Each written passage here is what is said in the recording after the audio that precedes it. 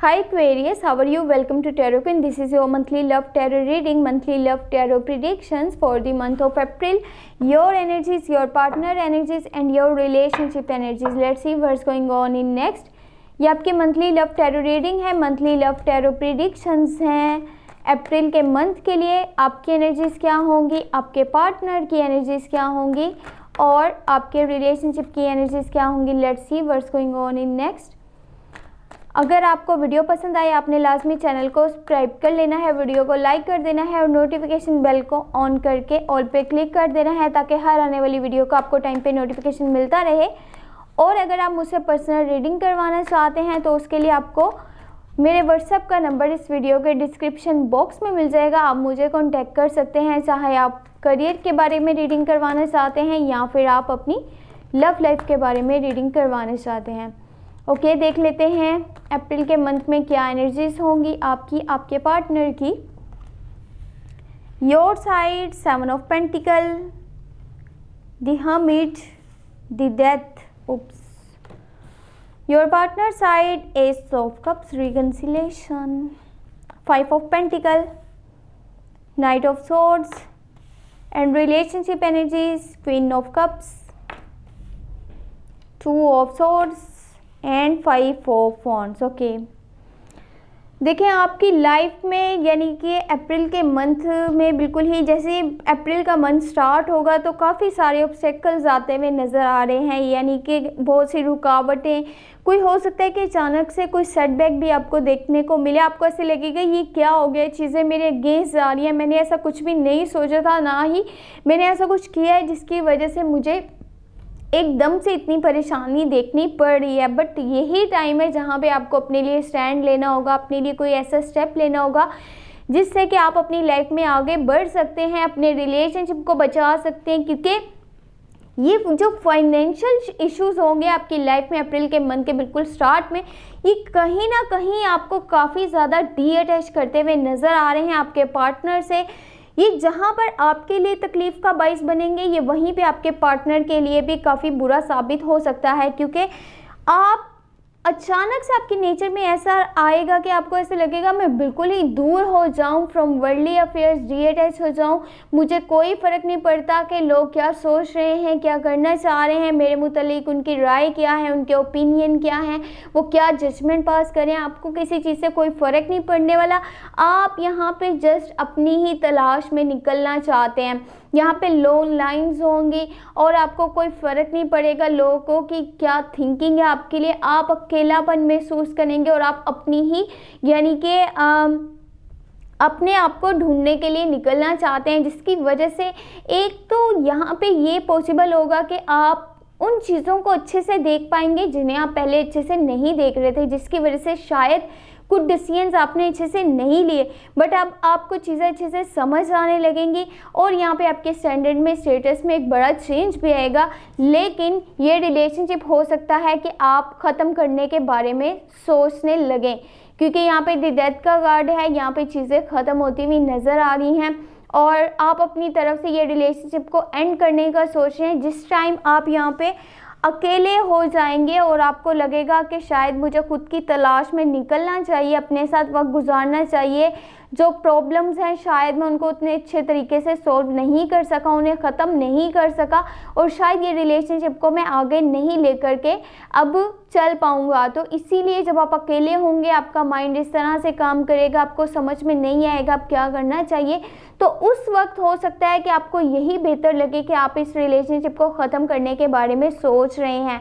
यहाँ पे ब्रेकअप हो सकता है, आप एक दूसरे से बिल्कुल दूर हो जाएंगे, कम्युनिकेशन गैप हो जाएगा, ना ही आप एक दूसरे की शक्ल देखना तक पसंद करेंगे। और यही रीज़न है कि जिसकी वजह से आपके पार्टनर यानी कि दोबारा से आपकी लाइफ में वापस आने की पूरी कोशिश करेंगे। रिकन्सिलेशन नज़र आ रही है उनकी साइड से और पहले से ज़्यादा स्ट्रॉन्ग बॉन्ड, स्ट्रॉन्ग कनेक्शन वो वापस आना चाहेंगे। जब आप उनसे कम्युनिकेशन गैप कर लेंगे, आप यानी ब्रेकअप कर लेंगे, वहीं पे आपके पार्टनर आपसे दोबारा वापस आकर के बातचीत करना चाहेंगे। वो आपसे बोलेंगे कि ये एक स्ट्रॉन्ग कनेक्शन है, स्ट्रॉन्ग बॉन्ड है, हमें ये रिलेशनशिप को नहीं ख़त्म करना चाहिए, दोबारा से एक चांस जो है इस रिलेशनशिप को देना चाहिए। चाहिए, शायद पहले से ज़्यादा अच्छे से हम इस रिलेशनशिप को लेकर के चल पाएँ। लेकिन फिर से उनके हिस्से में जो है वो पेन और तकलीफ़ और परेशानी, यहाँ तक कि फिर से उन्हें वही चीज़ें देखने को मिलेंगी जो आपकी साइड से पहले देखने को मिली थी। उनकी लाइफ में बहुत सारी तकलीफ़ें, ऑब्स्टेकल्स, परेशानियाँ, एक तो फाइनेंशियली वो काफ़ी ज़्यादा वीक होंगे।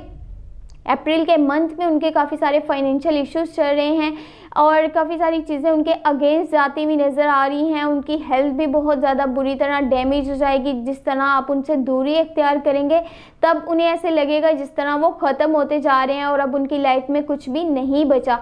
तो ये चीज़ उनकी सेहत पे डायरेक्टली जो है बहुत बुरी तरह असरअंदाज होने वाली है। उनके लिए बहुत से हेल्थ इश्यूज क्रिएट हो जाएंगे और ये चीज़ उनकी जो है वो काफ़ी ज़्यादा उनकी लाइफ में आगे चल कर के प्रॉब्लम्स जो है वो बना सकती है।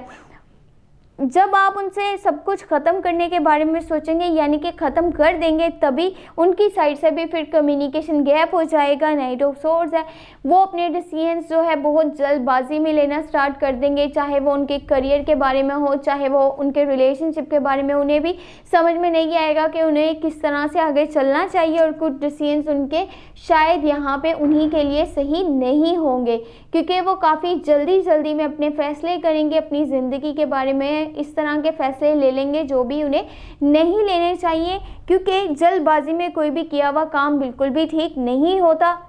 यहाँ पे कम्युनिकेशन गैप है, एक दूसरे से बातचीत ना करना।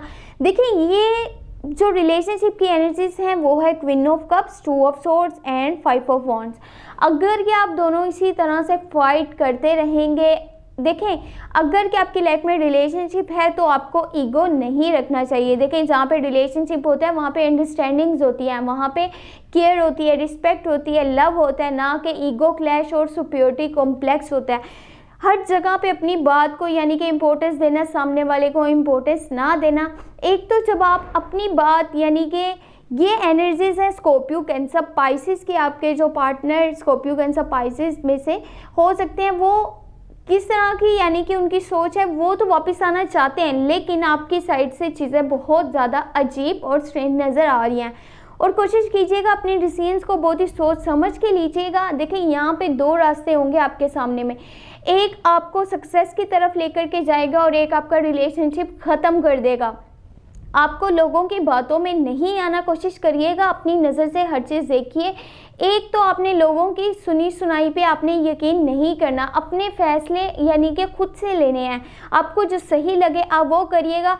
और एक कोशिश यहाँ पे ये भी करनी है कि जहाँ पे आप यानी कि चुप रहकर के चीज़ें ख़त्म कर रहे हैं, वहीं पे अगर आप अपने दिल की बात को सामने वाले के आगे रखते हैं और तब हो सकता है कि कोई ना कोई सल्यूशन निकल आए कि एक पर्सन की लाइफ में जो चल रहा है उसका दूसरा जो है इंसान यानी कि दूसरा पर्सन है इस रिलेशनशिप में, वो शायद कोई ना कोई यहाँ पे हल ज़रूर निकाल ले।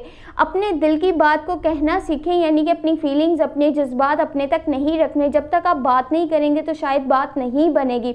इस तरह से रिलेशनशिप को ख़त्म करना आपके लिए ठीक नहीं होगा, क्योंकि आपके पार्टनर आपसे बेहद यानी कि बहुत ही ज़्यादा प्यार करते हैं, आपकी केयर करते हैं, रिस्पेक्ट करते हैं और इस रिलेशनशिप को हमेशा के लिए जो है वो ज़िंदा रखना चाहते हैं, यहाँ पे लॉन्ग टर्म की कमिटमेंट्स करना चाहते हैं। तो देखिए, ये रिलेशनशिप को आप ख़त्म करके बिल्कुल भी अच्छा नहीं करेंगे।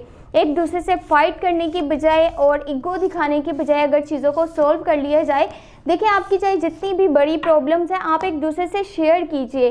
बिना शेयर करे आपने कुछ भी यहाँ पे एंड नहीं करना, वो आपके लिए ठीक नहीं रहेगा।